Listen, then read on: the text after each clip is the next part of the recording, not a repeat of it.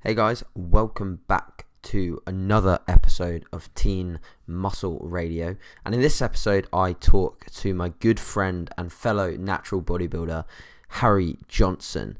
We discuss how he balanced university with his bodybuilding preparations.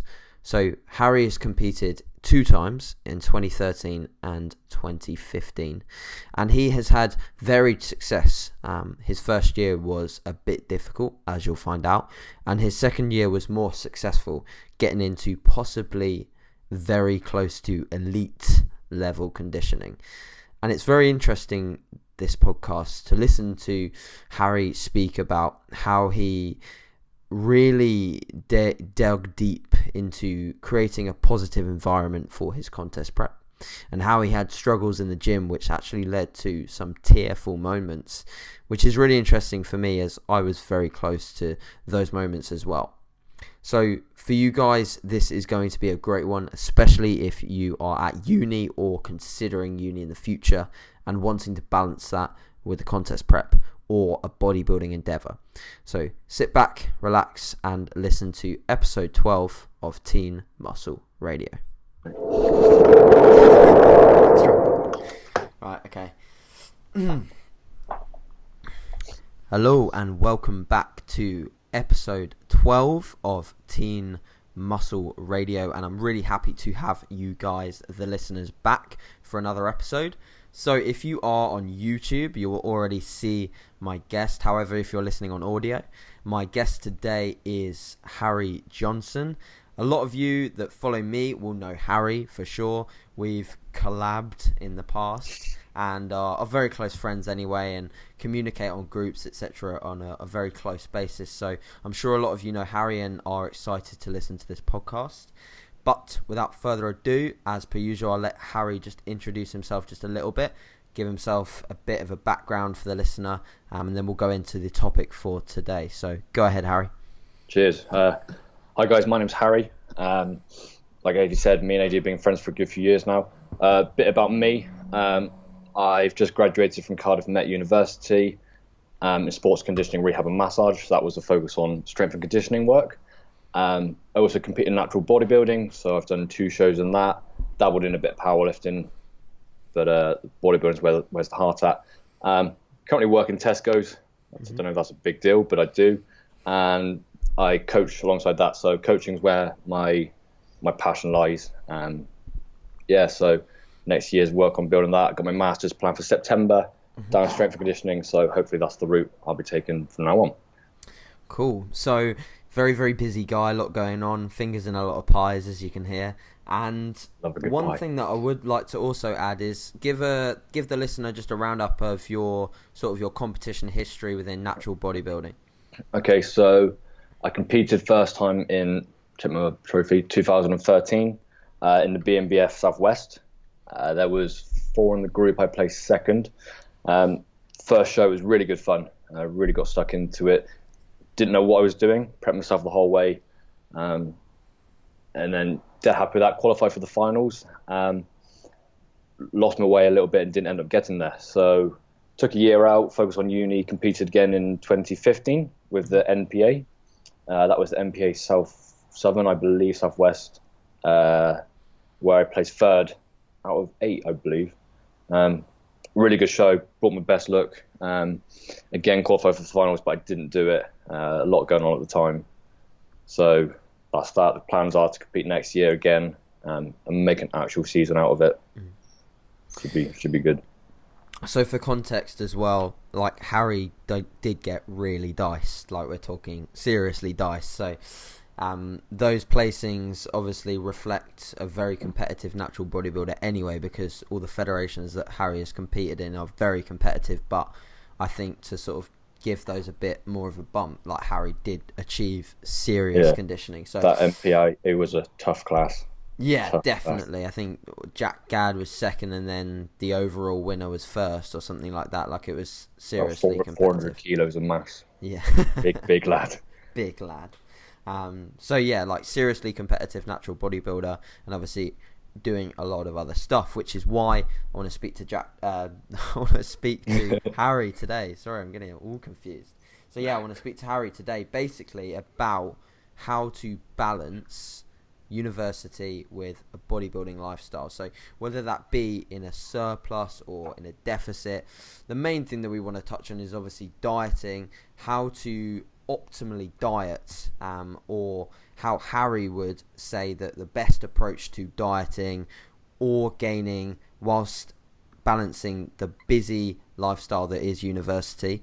And I think that the first sort of thing that I want to touch on, Harry, is give the listener an idea of like your daily routine. So what would, say, take us back to last year when you were in the midst of prep, like bad days of prep? What would like a usual day in, maybe like give us a sort of a roundup of like maybe a busier day in the life of a uni student who's prepping? Okay, so it's very diverse when you actually look at it, because it's so different. Because when I was prepping, I went through term time and then through Easter where there's nothing, and then back to term exams. So there's a lot going on. I think, like take a normal day for example. Then throughout the week, I'd go to about 12 hours of lectures, nice and easy. I'd have work outside of that, and I found the work life very easy to get hold of. Because I like my academia, so sticking to that was fine. Revolving training around that, dieting, it is what you make of it. So a busy day, it's tough because it wouldn't, I'm the sort of person that would work around that. Sure. So a busy day would be planned. So planning at uni is a big thing. Making sure you know what lessons you got. So, for example, I didn't miss a lecture at all from my second or third year. So everything that was attendable, I attended. So there's no chances of, I can't do a lecture because I have to train, or vice versa. Everything was fitted in. I should put into approach that I strict diet as well. So for those of you who don't know, there's sort of strict diet, flexible dieting. Flexible dieting is tracking around that, what you eat, hitting set goals. Strict dieting is the same thing every day. So this worked for me. So I knew what I was eating for breakfast, lunch, dinner, everything. Which is one reason I found my contest prep relatively straightforward the second time. It didn't feel like it was dieting because What was the first time like in terms of dieting? Was that more of a flex, or did you not know what to do? Okay, so to put it into context, the first time I dieted, I think it was before I went to uni. So I hadn't been to uni. I think I finished college. And I think I prepped then. Or it was, I don't know. But regardless, when I was doing it, I didn't have anything on. So what I did was, I'm a real OCD person. So for those of you who know me will know how, and I've got to square my laptop up a little bit, will know how intense I am with my OCD. So first time it was 6 set meals, strict dieted again. I'd wake up at the same time every day. I'd eat my meal dead on 8 o'clock. 7:59, I wouldn't touch it. 8 o'clock, it would be gone. And then I'd have the same routine every day. I'd catch the same bus, train at the same time, come home, eat the same meal, shower, do everything the same every day, because I had no other distractions. So I didn't work, I didn't have academic work. It was a real tough time. But my whole life revolved around contest prep. And I've never had a coach, so it was just all me. Couldn't tell me when to slow down or go quicker or do this or do that. It was my interpretations of what I had to do. So that was tough, trying to manage it. Sort of parents didn't really understand. That made it hard, so it was just me doing it. So that time was real strict, real to the point. I stopped lifting heavy, started eating little, lost a lot of size, a lot of strength, really hated doing it. Lost it afterwards, put it straight. Sorry, I have a question about the OCD front, purely because I know how it feels a little bit like my OCD, or tendency to OCD with things like OCD traits, I like to put it as. It got worse as I got leaner, and also it got worse when I got out of it. So how did you feel? Describe like how you feel if someone or something messed up that routine, because that Okay. like obviously you had a massive routine, like even down to the time that you eat, put some food in your mouth. I probably wasn't that bad. One But thing I remember of you, because I came and see you a few weeks out, didn't I? oh And no. you wouldn't let me shut the boot of your car because you had to come around and do it. And I remember I'd done it and you had a right go at me for it. Tough times. Yeah, shutting the boot of my Um, car wouldn't allow anyone else to do it but me. Had to do it a certain way. God. so like the first time it was OCDs in regards to timings and stuff like that. Yeah, sure.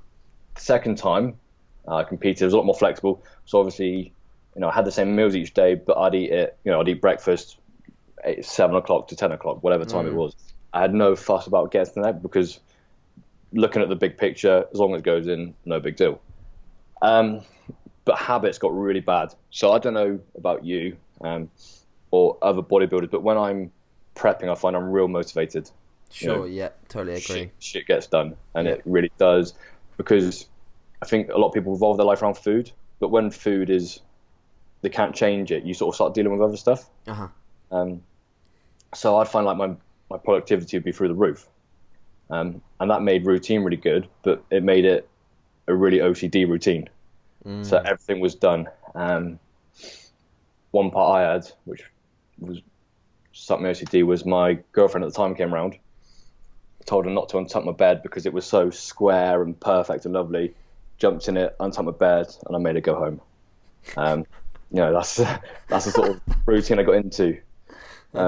She came around looking for a good time, and I sent her back.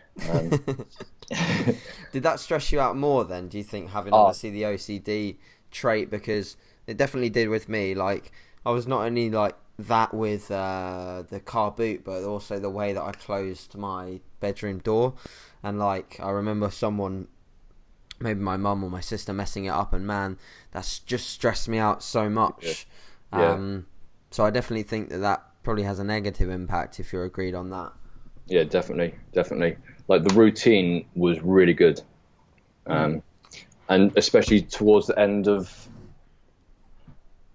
that sort of stuck me up for my third year. So the way uni works is you come in your first year.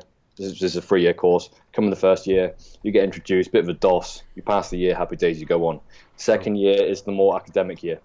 So you get chucked shitloads of work, loads of coursework, you got to do it. Third year is sort of the specialized application year.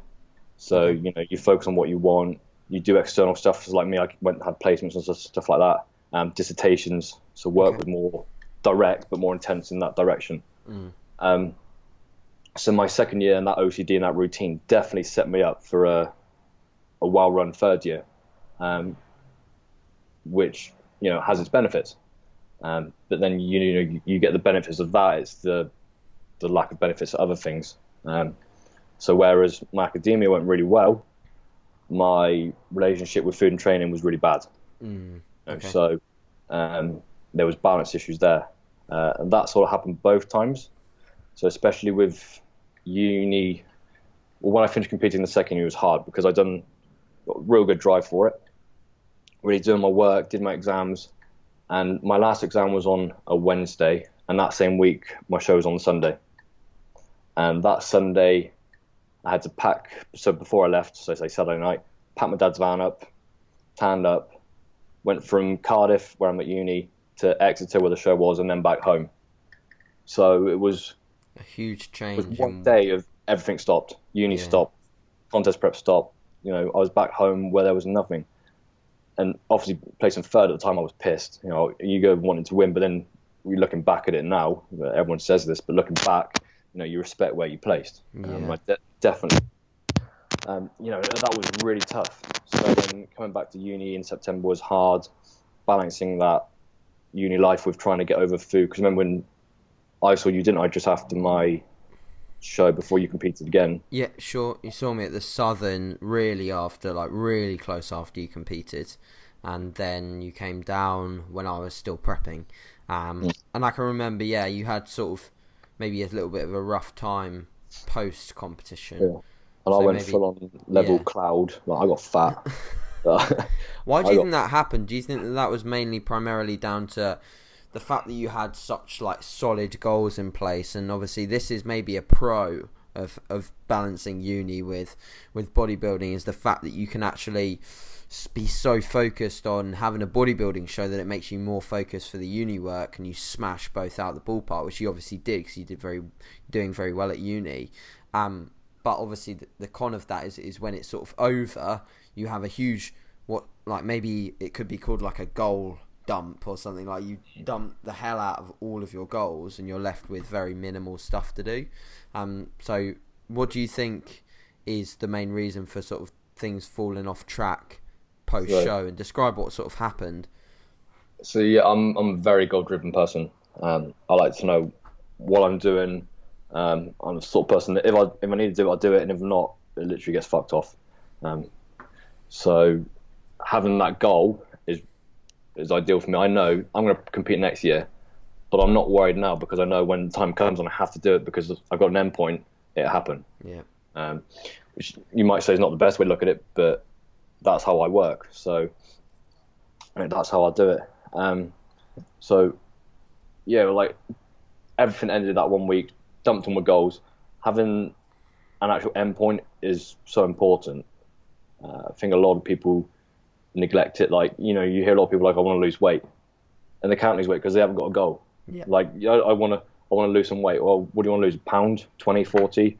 Do you want to go to the gym? Or, I'm a big believer in having goals, having time scales, and being set towards achieving the task you set out to. Mm-hmm.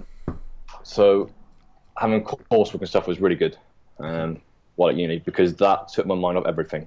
Mm-hmm. So my dissertation, for those who don't know what a dissertation is, it's like a self-made study. So you create the question, you go and answer it. Mm. Into writing my study, which was 10,000 words, and doing the testing for it, that was over 70 hours, and this was 5-6 months. So it's a lot of time designated to one thing. So distractions at that were really good. Sure. So, for people who are at uni and want to compete, one big thing you can do is just get stuck in your work. Because we've all been there where we just had a meal and we're counting down for our next meal, especially in the deep days of contest prep when you finish one and then you're literally straight on your watch. Getting on with work is a big thing. Just being engaged in what you're doing, taking your mind off food, competing. Yep. That's a really big thing. But then put into that, I always trained, to take it to a training perspective, I always trained at sort of 2 o'clock every day. Okay, yeah, I was going to ask that, yeah. Yeah, because I know that but I work on a time block basis. Okay. So I'll wake up. I don't know at the moment because obviously I have no academic work, but during that I'd wake up. I'd have a time block in the morning. I'd do a few things that would normally be 2 to 3 hours. So sort of finish about 12 o'clock. Eat, get ready, go to the gym, get there for about 2, train, come back and do another block in the evening. So one big thing that gets me is when people are like, oh, I can't train because I have work, or I can't train because, I've got other commitments. Yeah. And, like I said, I never missed a lecture. I had to get stupid amounts of hours for external things like placement. I had to do 100 hours worth of in a year. I had to get massage hours for my course. I had to write a dissertation, do this and that. And I was rammed, but one thing I didn't lose was my training. Yeah. It was easy to make time for it. How would you say, did you change your split at all, or make any adjustments to training as a result of like maybe a busier time schedule? So for example, if you had like a block or two, like busy months of uni, would you make any adjustments to your training, or would you sort of train through like would you reduce volume? Would you go through like a sort of maybe a deload week when you had exams? Did you ever make sort of like lifestyle adjustments in order to sort of cater to a busier uni schedule? Yes and no. Okay. No, I didn't change it that much because the training was my getaway. Does that make sense? When I'm in the gym, there's no work, there's no dissertations, there's no anything else. It was literally me doing what I love doing. So that made it, nice to go in there. training. So you don't find that like maybe a busier week promoted high stress, and then if you had like massively heavy squats when you're lean or something like that, did you find that was maybe hard to handle, or would you be the type of person that would just step up to the challenge with that? Are we talking during contest prep here? Yeah, during contest prep, obviously, like, did you make any sort of adjustments? Obviously, you had like exams very close to your competition date, so did you sort of change anything around in order to allow that sort of thing to come in? Because I knew, like, maybe myself, I think I made some element of adjustments when my jobs changed around. I know that also when I had an old job as an estate agent, I had like one day, a Thursday, where I worked from like 8:30 until 8:30, and on that day I just wouldn't ever train, and I didn't ever do cardio on that day. That's a shit day, though. I'd just be ruined. Yeah, I'd just right. be wrecked. So I always took that day off completely. And you know, did you ever have like busier days and you would sort of schedule a rest day on that day? Like, did you sort of quote unquote periodize your training to fit a uni schedule at any point? Okay. I'm gonna break that down into 3 bits, and the first bit is second year I competed and had exams. Third year I didn't compete and exams, and now I have nothing. Okay, so when I competed with exams, that was tough. So people who know me, I'm quite a mindful person, real, in my head. Yep. So when I started competing, my squats were about 170 for 5. This was at January time. By the time 9 weeks out came, because I knew it was 9 weeks because Easter started, I sort of stopped squatting. Everyone went home. I was left in the gym by myself. Training sucked dick, big time. Really, really bad. Stopped squatting completely for about 4 weeks. And then about 2 weeks out, I was like, you fuck this, just start squatting again. And I think I managed like 80 for like 4 or 5. Oh. And that's how tough it got, So Ideal. I did kind of move around my training for that. What did you do instead of squats, out of interest? Leg press. Yeah, lunging, leg presses, extensions and curls and stuff like that. Kept quite a lot of quad development as a result. Oh, AJ. Your quads look good. I'm one of the. Yeah, thanks. So, like, okay, come off of this a little bit then. But then, my leg day is my favorite day. Same as I know yours is. Snap. So when I was training, there was real lot of emphasis going onto legs. Real good blood flow, good growth in them. They're solid muscle. And then I compare that to, like, if you knew me, I'm 30 pounds over stage right now and I still got leg veins. So, Sure. They're a real strong body part. Compare that to my midsection, my chest.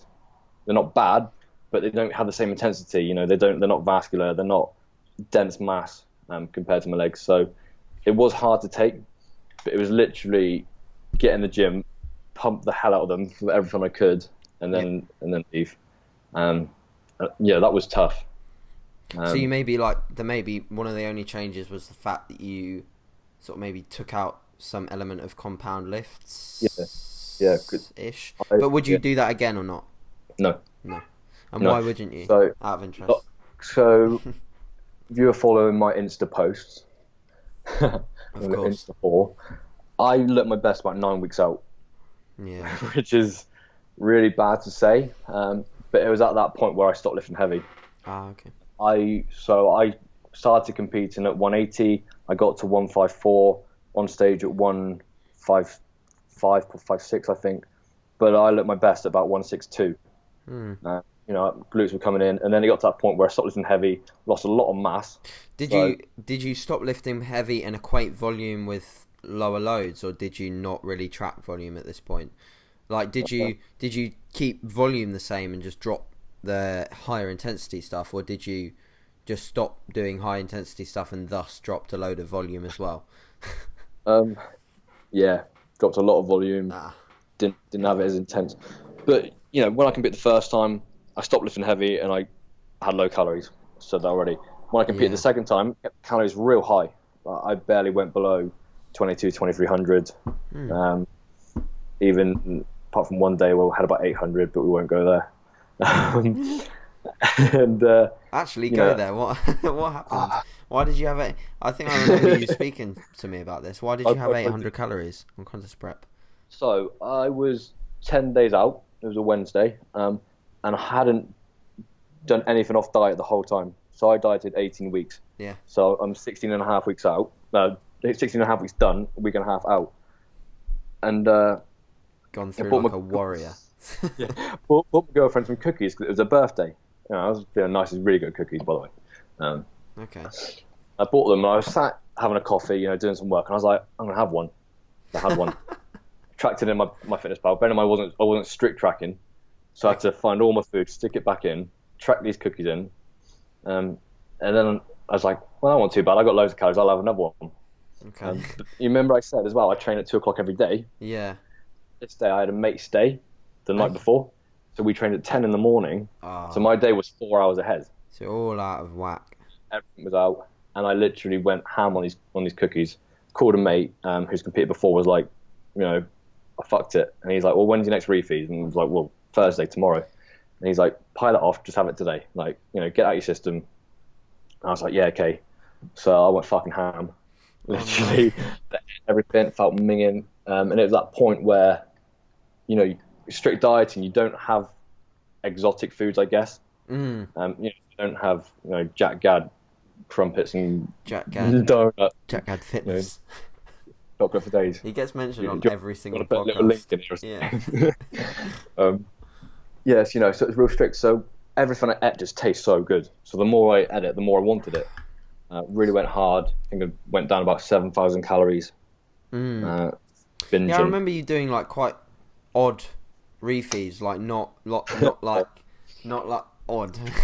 Yeah, odd is probably the word for them, but like not sort of massive emphasis on just carbohydrates. I think I remember you taking like carbs and fat, all up quite significantly. Now, granted, I sort of towards the end of my contest prep, I did the same, but with like just carbs. Like I just went stupidly high on carbs and made mistakes. But do you think that the reason you were having the big like fat off refeeds with like a whole chocolate gatto was that because you sort of were like strict dieting throughout the week? Like granted, you were still hitting fairly decent calories, but do you think the food options that you were making were basically causing you to go into a mindset where the refeed came around and you had to fit as much shite into your macros?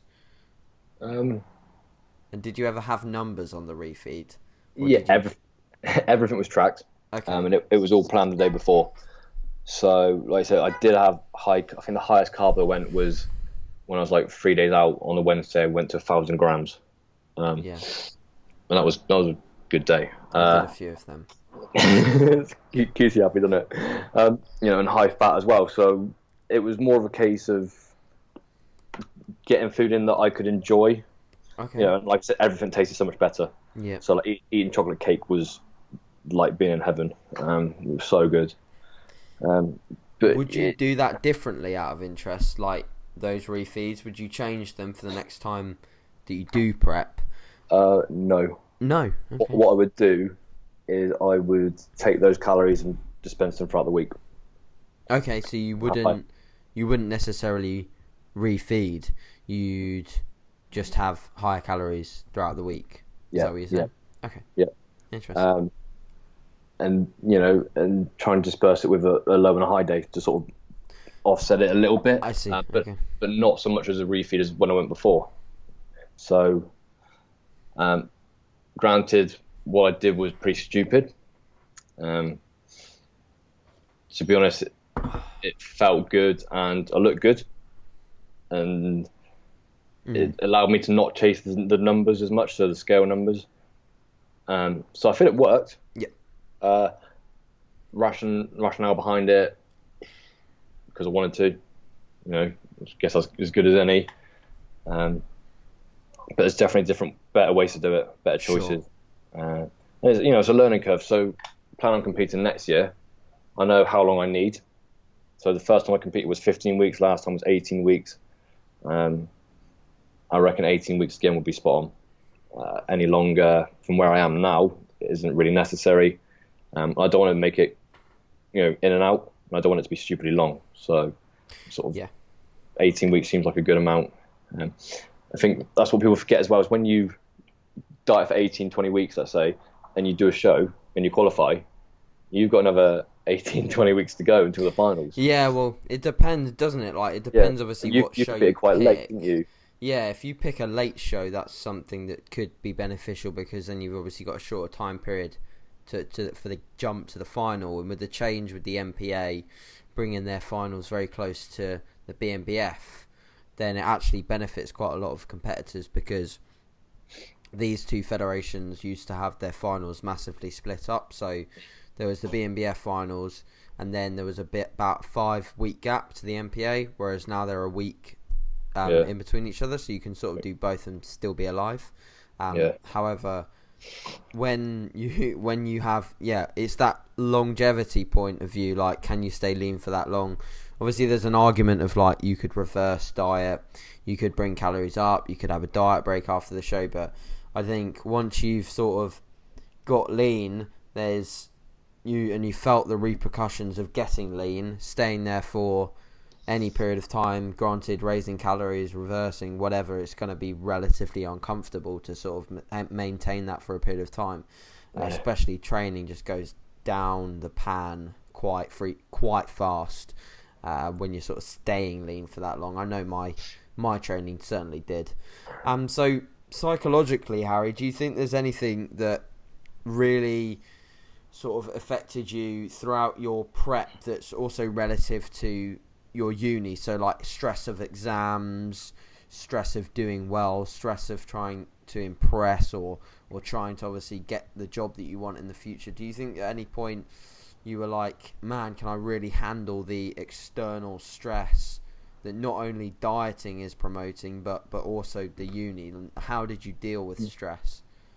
It's quite funny, because I'm really not a person to stress. Mm-hmm. So you know me quite well. I'm preaching, smiling and feeling good and just positive vibes. So if I'm stressed, it's got to be something big. And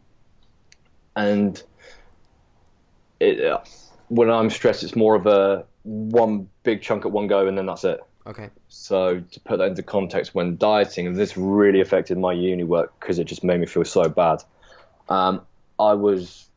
Happened about 3 or 4 times when I'd be in the gym, I'd be training, and you catch a glimpse of yourself, or you're not moving the weight you want to move, and you just feel shit. And I remember training one day, and I was always stronger than my gym partner, and then one day I come in, he's stronger than me, and then another guy that I'm stronger than me, and I'm like, God, what the fuck's happened? I just remember just being in those tough times where you just sit in the gym in the corner and just cry. Like, that's how tough it was. That happened about 3 times when, I'm sat down in the corner on my shredded glutes thinking, like, I'm not lean enough. Like, I'm not ready. Would that be an outlet for you then? Would you not really be the type to sort of hold it in? Would you just let it out and then it's gone? Yeah, Okay. I'm a highly emotive person, so I don't like to store things. So at times like that, fuck it, just do it, get it done with. When it's done, next day back to normal, crack on with it. It's not something that goes and goes and goes. If someone pisses me off, I'll be like, you pissed me off, let's get over it, happy days, it's done. Yep. It's not something I grudge, or it's not something I like to keep feeling. If I feel like shit, well, it's like, well, why do I want to feel like shit? I'm going to make myself feel better. It may sound silly, it may sound like, well, it's easier said than done, but it's repetition of doing it that it's got better. So when I competed last year, I placed 3rd. I didn't want to binge hard, but I did. I got kicked out of the gym. Well, I didn't get kicked, I got banned. We won't go there. I got a lot of stories for you. Got banned from the gym. I was at home, living in the middle of nowhere, having relationship issues. I just placed where I didn't want to place. All I could see was the future. All this negativity, Yeah, so much at one go. So I went back to Cardiff. I tried to train here, split up with my girlfriend, came home, decided not to compete, put a lot of weight on. I put on like 20 pounds in like 10 days or something stupid like that. Serious? Wow, I I didn't realise it was that yeah, I quick. got real fat real quick. Um, Hated training, hated eating, hated lifting, and that started in mid-June, Okay. and that lasted until early this year.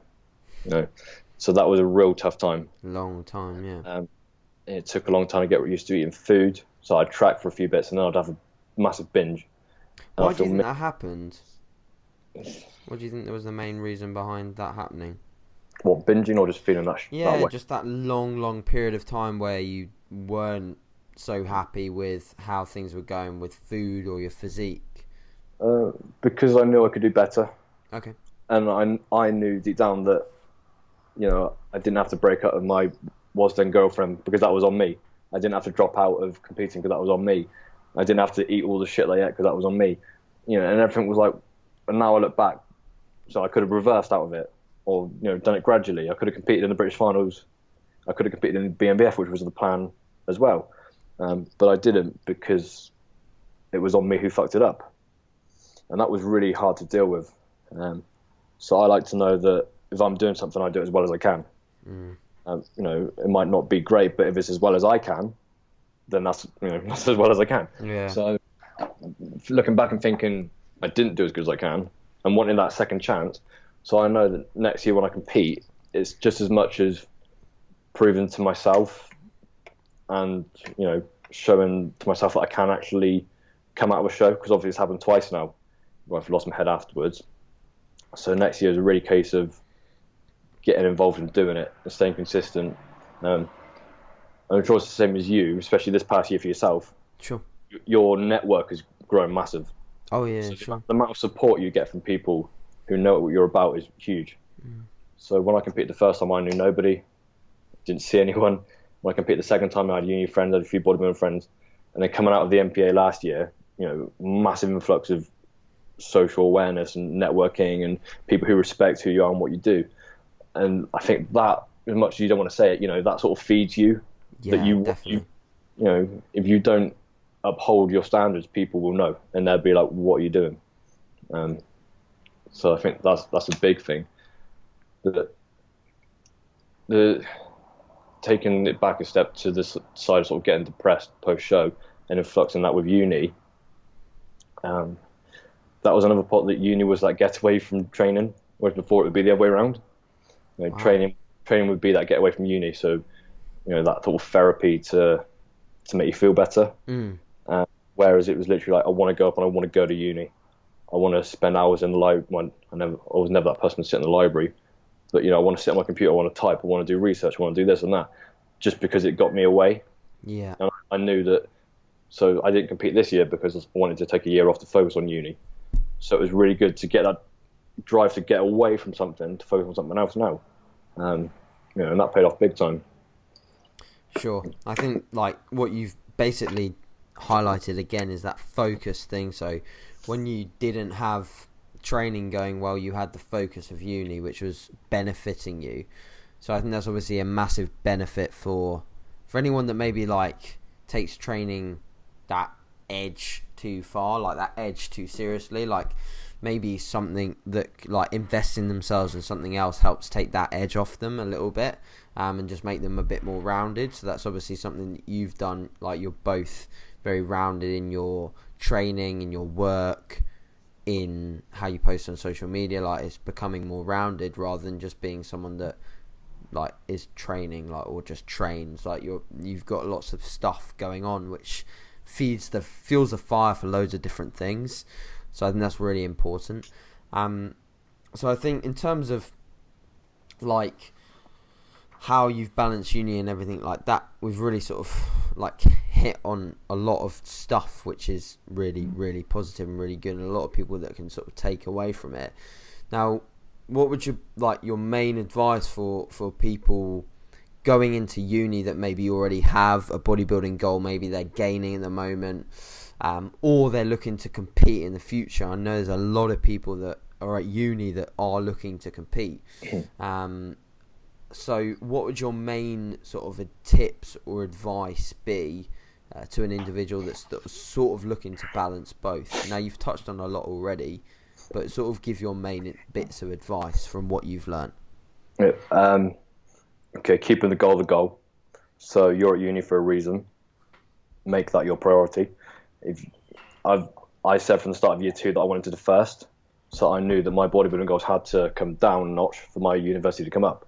So not competing this year allowed me to get my first. So that was a big deal. So when you're at uni, be at uni, get that done. And you I hate saying this, but you need to have that balance. There's always time to compete, but I'm 35 grand in debt, and I'd rather spend that time actually making the most of being at uni. So use it wisely, but don't lose the roots of why you do what you do, especially because a lot of people come from home where it's all comfy and cushy and nice, to uni where people want to slam alcohol and stay up late at night partying and fuck you off pretty much. And each to their own. To their own completely. I didn't go out at all in my second year. I barely. Yeah, how would you say you balance that? Like, if people invited you out for alcohol or drinks, like, how would you eventually balance that? I know actually Steve Hall talked about this on his Snapchat, like how you can get off from not drinking alcohol and stuff.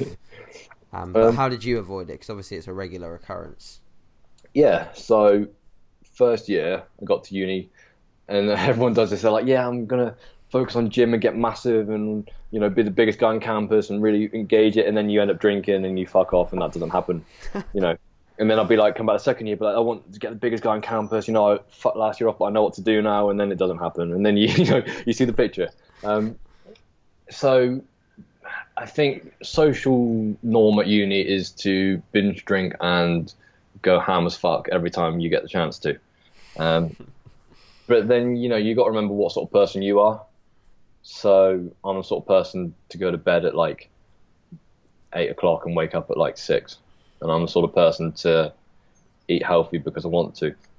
So if someone comes up to me and says like, Harry, do you want to go on a bender tonight and, binge on Chippy Alley later? It's like that doesn't appeal. Yeah. And it's that thought of, well, I'm a sucker for alcohol, brought up with it, and I've never really had that desire to have it. Yeah. Which is quite nice, but it's lost my hand in it. So when people are like, do you want to drink? It's like, well, that's not really me. I don't actually want to, because I binge drink that night. I'll waste a lot of money. I'll wake up, I'll feel shit. I won't eat my diet. I won't train. Is that what you'd actually say to them? Like, what would your exact wording be? So say Big John comes through to your place tonight and says, Harry, we need to go out on a bender. What would your exact words be to Big John? Fuck that. Would that be your exact words? Pretty probably, yeah. Well, I'm some sort of fuck word in, wouldn't it? Yeah, it doesn't appeal. If my housemates came in like, Harry, well, fuck going out with them, but like they came in and were like, Harry, do you want to come out for a drink? I'd be like, why? And they'd be like, because you can. I'd be like, no, I can't think of anything worse to spend my time. I'm actually saying that. I'm going out to a wedding reception tonight. Yeah. Okay. Will you drink? Possibly, yeah. Yeah. Because it's enjoying it when I can. Is it an environmental thing then? So you think like in the right environment you wouldn't mind alcohol? Obviously prep, diet, different, but in the place where you are now in a comfortable surplus, like obviously, but for you it's comfortable surplus. It's the environment that obviously makes a big difference. So like at a wedding reception, it's completely different to blazing it up down the bars and the clubs. So, yeah. Do you think that makes a big difference then? Well, I didn't drink. I drank at New Year's. Didn't drink the whole year. Drunk at New Year's. And then I don't think I drunk the next year until like September, October. Okay. So, and every time I'd be in those situations, everyone would get their beer and I'd get water. Okay. I was like, I'm not going to bother getting a Diet Coke and get my wallet out. I'll just have a water. I don't know if you do that, but you get a lot of people like, oh, what's wrong with you? Like, why are you drinking water? Like, have a beer, be a man, that sort of shit. And I'm like, no, I want it. So, you do get a lot of people hound down on you for your choices. Especially at uni. If you say, I don't want to drink, they'll be like, why, what's wrong with you? Like, have a beer. You're at uni. That's my worst one. You're at uni. It's like, yeah, I'm at uni. I'm here to get a degree, idiot. So, yeah, but then I went a long time without drinking. And then it was sort of in the back of my mind, especially coming off of last year, that if I start drinking, I'll just get fat. And I hate the idea of getting fat. It really doesn't do it for me. So I was like, I can't even have one because I'll wake up 20 stone, overweight, obese with diabetes. Of course. Of course. Yeah, but that a bit extreme maybe, but that was the case. And then it was like, right, one night I went out with friends and I was like, I'm gonna have a beer. And I had one, had a good fair few to be honest. Woke up, everything was fine. Wasn't 20 stone obese. So it's like, I can have this, but I'm not gonna do it every day. Yeah, sure. I can eat chocolate cake, but I'm not gonna do it every day. Sure. I'm all about being strict and just saying no. But then recently it's more about actually saying yes because you want to. Yeah, of course. If I had a good enough reason to go out, like I didn't go out the other night, but we had a work to do because one of the guys is getting married, so it was like a stag. We went out, ended interestingly, but it was a good night. I had a few beers, but I didn't go stupid because I knew to get up in the morning, train, coach, and do the stuff I actually needed to do. Yeah. So, balance and stuff like that. It's the same with anything. At uni, you've always got time to train. That's the shittest excuse ever, regardless of what's going on. You do make your own choices while you're there. No one's gonna. If you want to prep your food at night and you chicken and broccoli, or whatever these kids eat these days, and stick in Tupperware and hold it in your fridge while everyone's cooking bacon and beans and having a bud. That's on them, and you've got to maintain your ambitions and your goals while there. 100%, yeah. Because at the end, the way I see it now, I finish uni, and all my mates have gone home. No one cares that I competed last year. No one cares that I got fat and depressed. No one cares that I'm here now in Cardiff. Everyone cares about their self. Like, I don't look at you and think like, oh AJ, you're 2 pound overweight, and you don't look at me being like, Harry, you look shredded. You think, do I look right on camera? Like, that, Yeah. You know what I mean? You do that sort of thing that you care about you. You don't care. I don't care about you. Like, obviously I care if you look good, but it's that point of people don't care. Yeah. So ignore that. They couldn't care if you got shredded or, you were the most jacked guy around. I do agree with that. They care about their weekend bender and where they're going and how many birds they're going to bang and stuff like that. It's the same with like your Snapchats, my Snapchats. Like I do like a live stream video pretty much every morning, and I walk around the streets of Hayward Heath not full of, it's not London, but like there's like 5 or 6 commuters that I see on a regular basis, and I walk past like a garage full of blokes, and you get the occasional look and the stare like, why the fuck's he filming himself? Because it's weird, just be there like that, just like talking to your phone. Yeah. Or like, what the fuck? But then, if that's what you want to do, then do it. Yeah, exactly. They don't actually down the care road too much. They start talking about whatever. They're not going to be there at like 7 o'clock in the evening watching an Emmett down and be like, oh, you remember that guy who passed earlier on his phone? They don't give a fuck. Exactly. It's easily forgotten, and I think that's like one of the biggest things when, as a roundup for this like giant, huge topic that we've sort of touched, half touched / chat. Maybe change the topic title. But like is like focusing on yourself and why that's so important, because obviously there's an element of why, like maybe at the point where you were struggling, obviously you were still focusing on you, but you maybe thought quite a lot externally about what people were thinking about you. You had external issues with relationships breaking down. A lot of that is either, you were sort of holding on to things that were sort of happening in the past and then elongating it, rather than sort of focusing on what was happening now with yourself, how you felt, and can you deal with it type thing.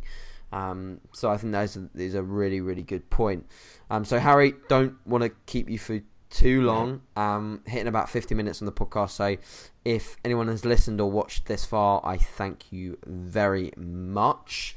Now, Harry, I know you're alive and well on social media, so give the listeners an idea as to where you're most active, and then obviously give all your handles on everything. Also, tell the listeners a little bit about your group if you think anyone would benefit from the group itself, because you are really regularly posting in there, so give them the roundup. Okay, so the group I run, I guess you call it run, is called Stand Tall Performance. It's a group of like-minded people. So it's been going for about 8 months, I think. It's got about 80 people in, most from the bodybuilding scene or rowing scene, because I coach rowing, or like, good uni scene, where it's like-minded people who talk about good shit, shit that happens, making shit happens, how a daily experience in your day has affected you. So a lot of my posts are about my reflections and how you can take my experiences onto you.